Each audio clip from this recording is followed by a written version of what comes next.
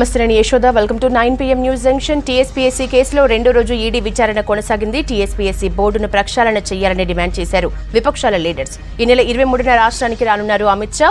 Paper లీక్లపై ఈ నెల 21 నుంచి జిల్లాల్లో దీక్షలు చేస్తామన్నారు రేవంత్. కొత్త పార్టీ పెడతానన్న తీన్మార్ మల్లన్న. రాష్ట్రంలో పెరిగిన టెంపరేచర్స్, కర్ణాటకలో జోరుగా నామినేషన్లు. మరిన్ని డీటెయిల్స్ చూసే ముందు న్యూస్ జంక్షన్ లో హైలైట్స్ ఒకసారి చూద్దాం.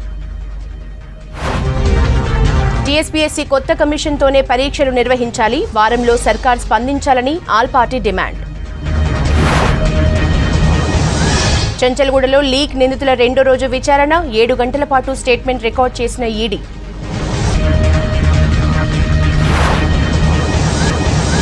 ఎయిమ్స్ పై కేంద్రానిది సవతి ప్రేమన్న హరీష్. రామప్పకు గుర్తింపు రాష్ట్ర సర్కార్ వల్లే అన్న మంత్రులు.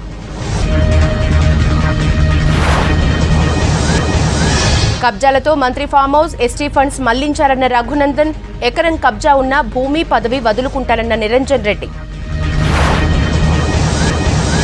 రాష్ట్ర నేతలతో బన్సల్ భేటీ. పార్టీ కార్యక్రమాలపై ఆరా. 23న చేవెళ్లలో అమిత్ షా మీటింగ్కు లీడర్ల ఏర్పాట్లు.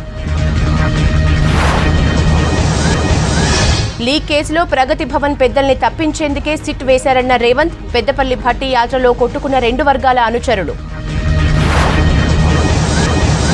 జైలు నుంచి తీన్మార్ మల్లన్న రిలీజ్. కొత్త పార్టీ పెడతానని ప్రకటన. కేసీఆర్వి పోలీస్ సెక్షన్లు, మావి వీకర్ సెక్షన్లని కామెంట్. నారాయణపేటలో చెరువులో మునిగి 3 చిన్నారుల మృతి. పిల్లల్ని కాపాడబోయి ప్రాణాలు వదిలిన తల్లి. 25 వరకు ఏపీ ఎంపీ అవినాష్ రెడ్డికి ముందస్తు బెయిల్. సుదీర్ఘంగా సాగిన వాదనలు. రేపు విచారించనున్న సీబీఐ. కర్ణాటక నామినేషన్లలో వేల కోట్ల ఆస్తులు చూపిస్తున్న నేతలు. జోరుగా అన్ని పార్టీల అభ్యర్థుల నామినేషన్లు, ప్రచారాలు. న్యూస్ జంక్షన్ డీటెయిల్స్ చూద్దాం. కేంద్రం అవార్డులు ఇవ్వటం తప్పితే నిధులు ఇవ్వటం లేదని విమర్శించారు రాష్ట్ర మంత్రులు. అయోధ్యకు ఏదో చేస్తున్నామని బీజేపీ గొప్పలు చెప్పుకుంటోందని, కేసీఆర్ సర్కార్ అంతకంటే ఎక్కువే చేస్తున్నారని అన్నారు. సంక్షేమ పథకాలకు కేర్ ఆఫ్ బీఆర్ఎస్ అన్నారు లీడర్స్.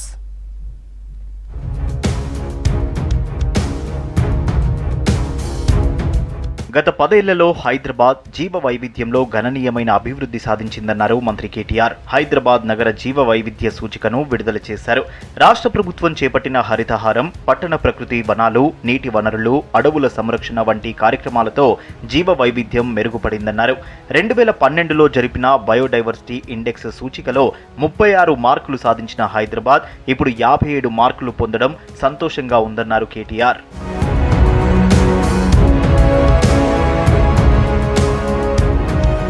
టీఆర్ఎస్ కు మొదటి విజయం సిద్దిపేట అయితే బీఆర్ఎస్ కు తొలి విజయం మునుగోడు గడ్డకే దక్కిందన్నారు మంత్రి హరీష్ రావు. మునుగోడు ఎన్నికల్లో ఇచ్చిన ప్రతి హామీని నెరవేరుస్తామన్నారు.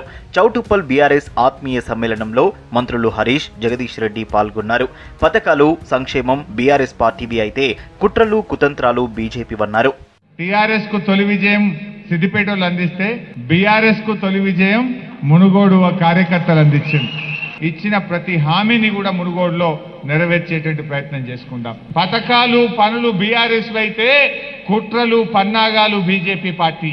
బీజేపీ ఎన్ని ట్రిక్కులు చేసినా ఖచ్చితంగా బీఆర్ఎస్ పార్టీ హ్యాట్రిక్ కొట్టి తీరుతుంది. ఉమ్మడి నల్గొండ జిల్లాకు 2 మెడికల్ కాలేజీలు మంజూరు చేశామన్నారు మంత్రి హరీష్ రావు. ఎయిమ్స్ పై కేంద్రం సవతి ప్రేమ చూపిస్తుందని ఫైర్ అయ్యారు. మునుగోడు ఉప ఎన్నికల్లో ఇచ్చిన మాట ప్రకారం చౌటుప్పల్లో 100 పడకల హాస్పిటల్ కు శంకుస్థాపన చేశామన్నారు నేతలు. యాదాద్రి భువనగిరి జిల్లా చౌటుప్పల్ మున్సిపాలిటీ కేంద్రంలో 100 పడకల హాస్పిటల్ కు శంకుస్థాపన చేశారు మంత్రులు హరీష్, జగదీష్ రెడ్డి.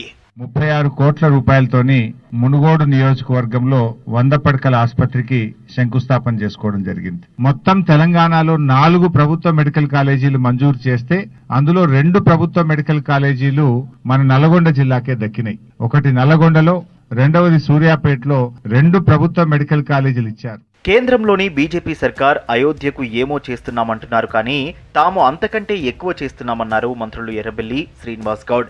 కేసీఆర్ ప్రభుత్వమే దేవాలయాలను అభివృద్ధి చేస్తోందన్నారు. కేంద్రం డబ్బులు ఇవ్వకున్నా రాష్ట్రంలో కేసీఆర్ అభివృద్ధి చేస్తున్నారని అన్నారు.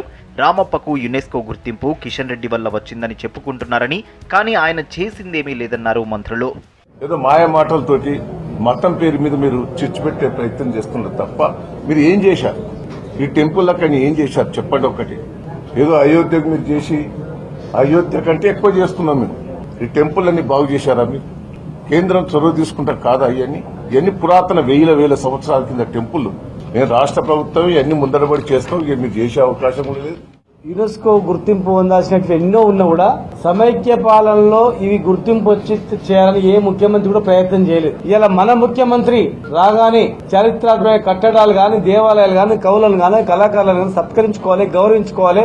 800 సంవత్సరాల క్రితం కట్టినటువంటి రామప్ప దేవాలయానికి ఈ రోజు వచ్చిందంటే ఇదే 50 ఏళ్ల కింద చేసింటే ఎంతమంది పర్యాటకులు, ప్రపంచ పర్యాటకులు ఇక్కడ వచ్చేవాళ్ళు, ఈ ప్రాంతం ఎంత డెవలప్ అయ్యేది. గిరిజనుల అభివృద్ధి ధ్యేయంగా ముఖ్యమంత్రి కేసీఆర్ పనిచేస్తున్నారన్నారు మంత్రి సత్యవతి రాథోడ్.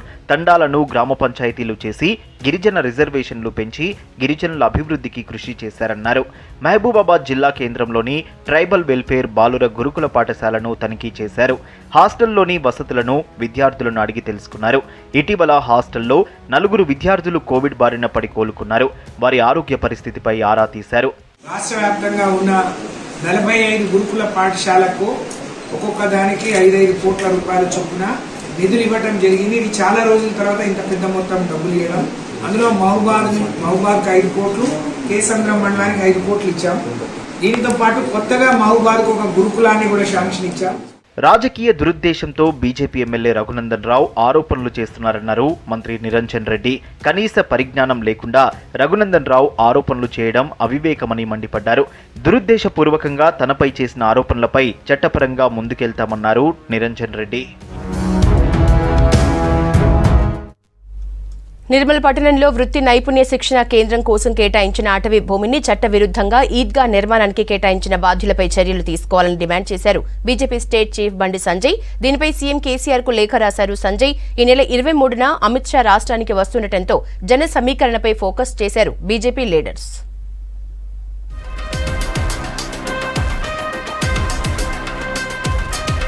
రాష్ట్రంలో కేంద్ర హోంమంత్రి అమిత్ షా టూర్ అధికారికంగా ఖరారైంది. 23న షా రాష్ట్రానికి వస్తున్నారు. చేవెళ్లలో ఏర్పాటు చేయనున్న బహిరంగ సభలో అమిత్ షా పాల్గొంటారు. మోడీ టూర్ ముగిసిన 15 రోజుల వ్యవధిలోనే అమిత్ షా రాష్ట్రానికి వస్తుండటంతో పొలిటికల్ సర్కిల్స్ లో హాట్ టాపిక్ గా మారింది. రాష్ట్రంలో షా టూర్ ను ప్రతిష్టాత్మకంగా తీసుకున్నారు కమలం నేతలు.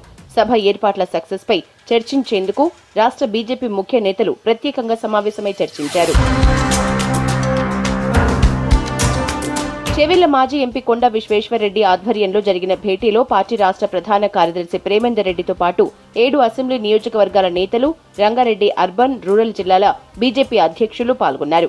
చేవెళ్ల పార్లమెంటు పరిధిలోని మహేశ్వరం, చేవెళ్ల, రాజేంద్రనగర్, శేరిలింగంపల్లి, తాండూర్, వికారాబాద్, పరిగి అసెంబ్లీ నియోజకవర్గాల నుంచి పెద్ద సంఖ్యలో జనాన్ని తరలించడంపై చర్చించారు. తెలంగాణలో అధికారంలోకి రావటమే లక్ష్యంగా అమిత్ షా పర్యటన ఉంటుందన్నారు నేతలు. ఈ పార్లమెంట్ ప్రవాస యోజనలో భాగంగా ఈ రాష్ట్రంలో మొదటి లోకసభ బహిరంగ సభ 23వ తేదీన సాయంత్రం చేవెళ్లలో జరుగుతుంది. దానికి పెద్దలు central home minister Shri Amit Shaji ముఖ్య అతిథిగా పాల్గొంటున్నారు. ఆ లోక్సభ గతంలో మేము ఎప్పుడు గెలవలే. అటువంటి లోకసభలను కూడా భారతీయ జనతా పార్టీ గెలవడమే మా యొక్క ఏకైక లక్ష్యం. భారతదేశంలో, దక్షిణ భారతదేశంలో ఇప్పుడు కర్ణాటక తర్వాత తెలంగాణ రాష్ట్రంలో భారతీయ జనతా పార్టీ అధికారంలో వచ్చే సూచనలు కనిపిస్తున్నాయనుకో గేట్వే ఆఫ్ సౌత్ ఇండియా అనే దానిలో అమిత్ షా గారు ఈ యొక్క 23 తారీఖు నాడు మరి చేవెళ్లకు కూడా పార్లమెంట్ నియోజకవర్గం రావడం కూడా దీన్ని బట్టి భారతీయ జనతా పార్టీ తెలంగాణ రాష్ట్రంలో తప్పకుండా అధికారంలో వస్తుందని చెప్పి ఒక సంకేతం, ఒక సూచన కూడా ఇవ్వడం కూడా జరుగుతుంది. కృష్ణానది పరివాహక ప్రాంతంలో వ్యవసాయ మంత్రి అక్రమంగా ఫామ్ హౌస్ కట్టారని ఆరోపించారు బీజేపీ ఎమ్మెల్యే రఘునందన్ రావు. 80 ఎకరాలు రిజిస్ట్రేషన్ చేయించుకుని 165 ఎకరాలకు కాంపౌండ్ వాల్ ఎందుకు కట్టారో చెప్పాలని డిమాండ్ చేశారు. కృష్ణానదిని కబ్జా చేసి మంత్రి నిబంధనలు ఉల్లంఘించారని ఆరోపించారు. వ్యవసాయ, హార్టికల్చర్ నుంచి సబ్సిడీ లోన్లను, బినామీలు, ట్రైబల్స్ పేరుతో మంత్రి కుటుంబ సభ్యులు పొందారని ఆరోపించారు రఘునందన్. 165 ఎకరాలకి కాంపౌండ్ వాల్ కట్టింది. ఈ తోట మీద నాకున్న అభ్యంతరం ఏంటంటే ఈ తోట కట్టింది కృష్ణా నది పరివాహక ప్రాంతం. కృష్ణా నది పారుకుంటూ పోతున్నటువంటి దాని పక్కపొంటి సార్ జాగు అనుకున్నాడు. వారు అధికారికంగా రిజిస్టర్ చేసుకున్నటువంటి భూమి 80 ఎకరాల భూమి. కాంపౌండ్ వాల్ పెట్టింది సుమారు 160 ఎకరాల కాంపౌండ్ వాల్ పెట్టింది. ఈ కృష్ణా నదిని ఎంకరేజ్ చేసి లోపలికి పోయి కృష్ణా నదిలో గోడ కట్టి దాంట్లో మొత్తం మట్టి ఫిల్అప్ చేసి ఇది కృష్ణా నది పరివాహక ఫోటో ఇది. కృష్ణా నది పరివాహక ప్రాంతం. కేంద్రం రాష్ట్రానికి ఇచ్చిన అవార్డుల్ని బీఆర్ఎస్ సర్కార్ పనితీరుకు నిదర్శనమని మంత్రులు ప్రచారం చేసుకోవటం విడ్డూరంగా ఉందన్నారు BJP state vice president NVSS Prabhakar. అన్ని రాష్ట్రాలకు వచ్చినట్లే తెలంగాణకు అవార్డులు వచ్చాయన్న ఆయన గ్రామ పంచాయతీలకు కేంద్రం నేరుగా నిధులిస్తున్న విషయాన్ని గుర్తు చేశారు. అభివృద్ధిలో టౌన్లు పల్లెల మధ్య పోటీని పెంచేందుకు కేంద్రం అవార్డులిస్తుందన్నారు ఎన్వీఎస్ఎస్ ప్రభాకర్. దీన్నేదో తన ఖాతాలో వేసుకోవాలి, ఇదేదో ముఖ్యమంత్రి యొక్క కలలు కన్నటువంటి పల్లె వెలుగు ద్వారా పల్లె ప్రగతి ద్వారా పొందినట్టుగా ప్రచారం చేసుకుంటా ఉన్నారు. ఇది పూర్తిగా అసత్యం, అవాస్తవం. ఏ రాష్ట్రానికి సంబంధించినటువంటి గ్రామీణాభివృద్ధి శాఖ మంత్రి అక్కడికి రాలా. మన రాష్ట్రానికి సంబంధించినటువంటి మంత్రి మాత్రం అక్కడ చంకలు ఎగరేసుకుంటూ ఢిల్లీకి వెళ్ళాడు. కొట్లాడి తెచ్చుకున్న తెలంగాణలో కల్వకుంట్ల ఫ్యామిలీ హవానే కొనసాగుతోందన్నారు మాజీ ఎంపీ బూర నరసయ్య గౌడ్. మిగతా బీఆర్ఎస్ నేతలంతా జోకర్లుగా మారారన్నారు. నిజామాబాద్ జిల్లా బీజేపీ కార్యాలయంలో ఎంపీ అరవింద్ తో కలిసి ఈ వ్యాఖ్యలు చేశారు. నిజాం షుగర్ ఫ్యాక్టరీ తెరిపించలేని వాడు వైజాగ్ స్టీల్ ప్లాంట్ కొనుగోలు చేస్తామనటం హాస్యాస్పదమన్నారు బూర నరసయ్య. 2001లో టీఆర్ఎస్ పార్టీ ఏర్పడినప్పుడు ఇదే నిజామాబాద్ జిల్లాలో టీఆర్ఎస్ పార్టీకి పునాది పడ్డది. ఇప్పుడు నిజామాబాద్ ఉమ్మడి జిల్లాలో ఈరోజు అదే టీఆర్ఎస్ని అలియాస్ బీఆర్ఎస్ని కూలగొట్టడానికి కూడా ఇక్కడ నిజామాబాద్ జిల్లా యొక్క ఓటర్లు కానీ ప్రజలు కానీ నాయకులు కానీ సిద్ధంగా ఉన్నారు. కర్ణాటక హుబ్బల్లి నగరంలో బీవీబీ ఇంజనీరింగ్ కాలేజ్ ఆడిటోరియంలో జరిగిన మేధావుల సదస్సుకి ముఖ్య అతిథిగా హాజరయ్యారు బీజేపీ జాతీయ అధ్యక్షుడు జెపీ నడ్డా. పార్టీ జాతీయ కార్యవర్గ సభ్యులు వివేక్ వెంకటస్వామి మర్యాదపూర్వకంగా నడ్డాను కలిశారు. ఆయన సాలువాతో సన్మానించారు. అనంతరం సదస్సులో పాల్గొన్నారు. కాంగ్రెస్ ప్రాంతాల వారీగా విభజించి పాలించిందని విమర్శించారు నడ్డా. అంతకుముందు కుష్టిగి నియోజకవర్గంలో బీజేపీ అభ్యర్థి దొడ్డనగౌడ హన్మగౌడ పాటిల్ నామినేషన్ కార్యక్రమానికి హాజరయ్యారు వివేక్ వెంకటస్వామి. బీజేపీ అభ్యర్థి తరపున నేతలతో కలిసి విస్తృత ప్రచారం నిర్వహించారు.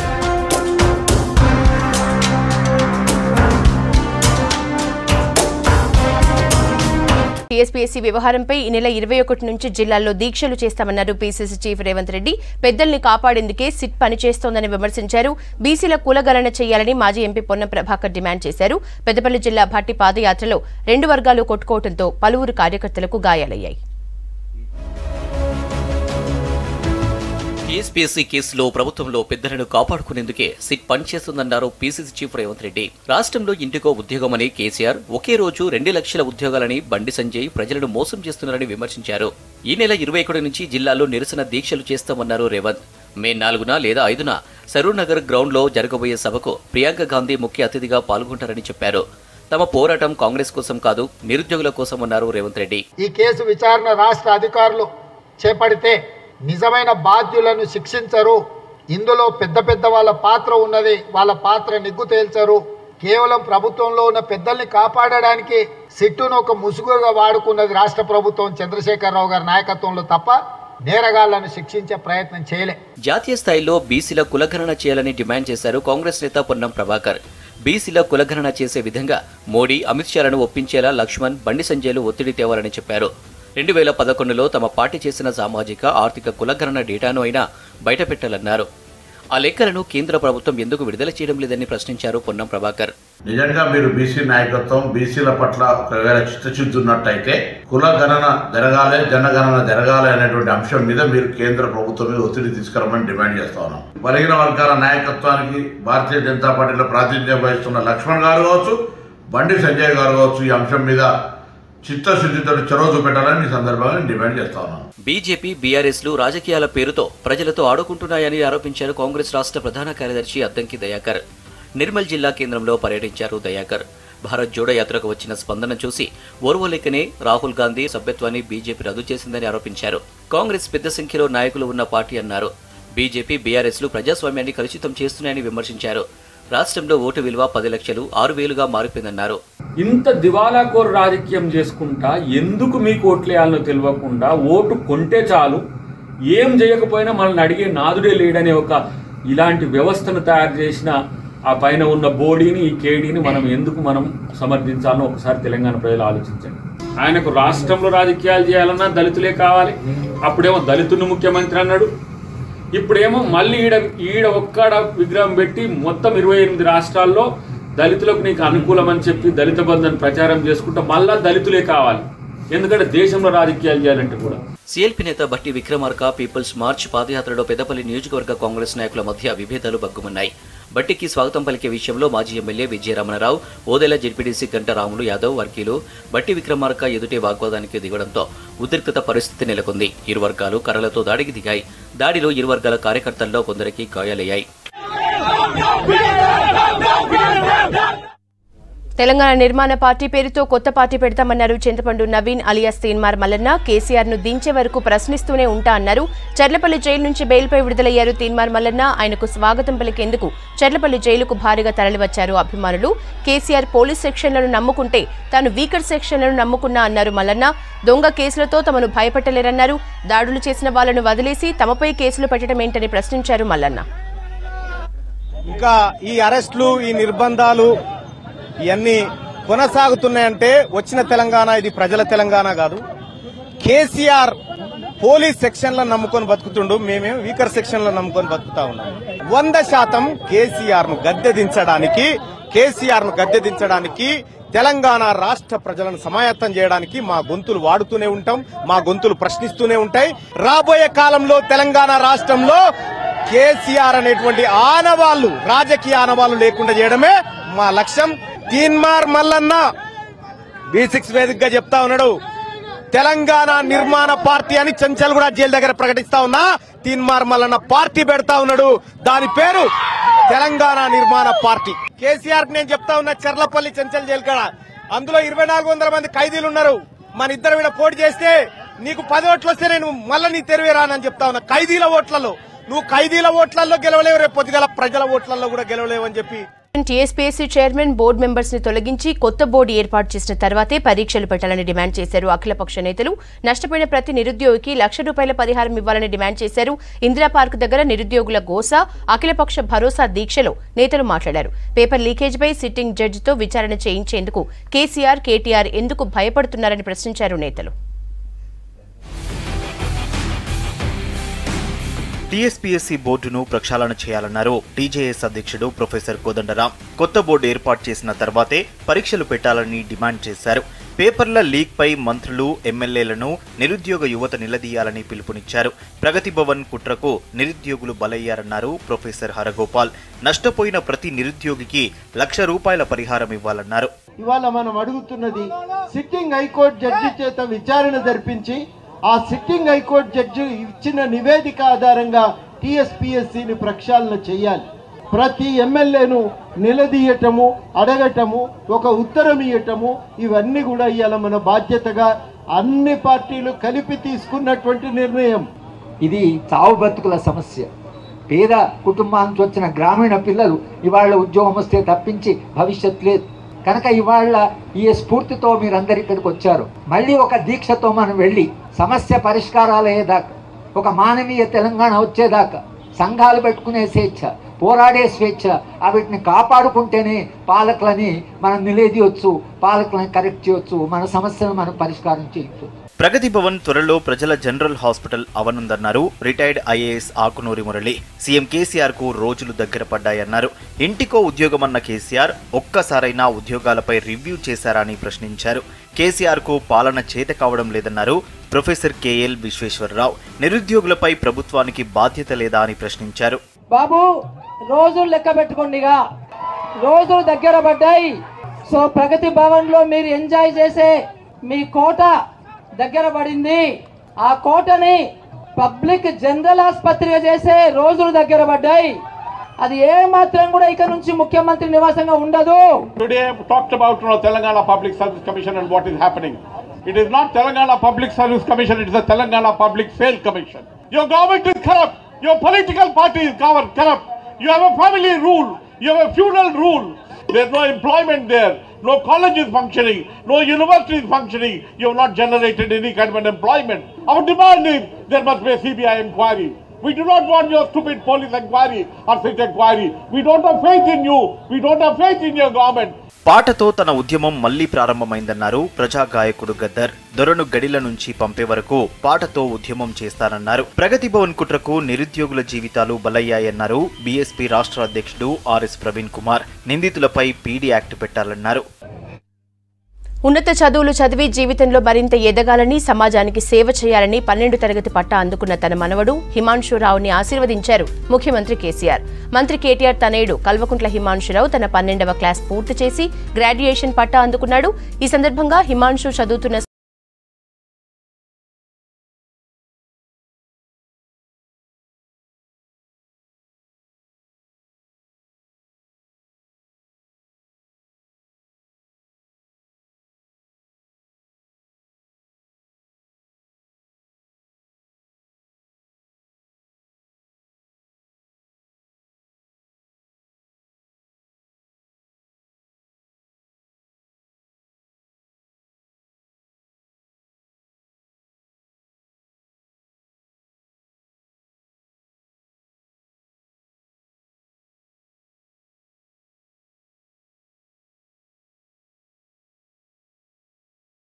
News junction updates coming up. Teenmaar వార్తలు. Stay tuned to V6 news as it is.